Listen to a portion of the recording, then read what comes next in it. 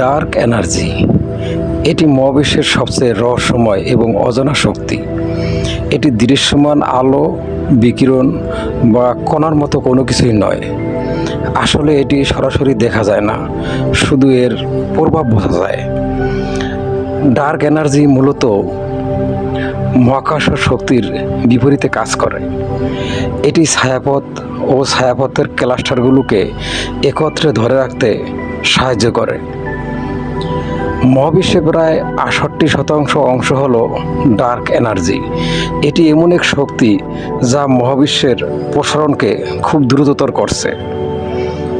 এটি ঠিক কী এবং কীভাবে কাজ করে তা আমাদের অজানা।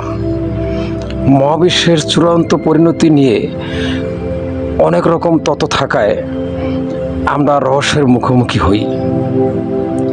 মহাবিশ্বের প্রসারণ কি অনন্তকাল চলতে থাকবে, নাকি এটি সংকুচিত হতে শুরু করবে?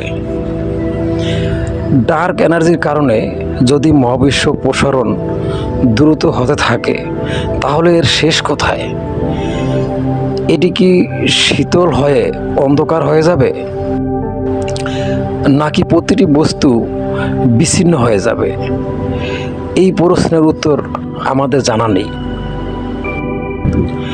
আমাদের পর্যবেক্ষণযোগ্য মহাবিশ্বের আয়তন প্রায় 93 বিলিয়ন আলোকবর্ষ, অর্থাৎ আলো 93 বিলিয়ন বছরে যে পর্যন্ত যেতে পারে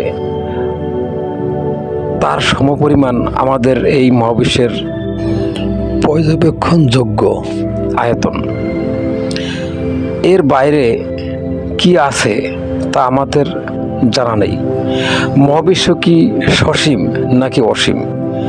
যদি সসীম হয়, তাহলে এর শেষ কোথায়? ধন্যবাদ সবাইকে।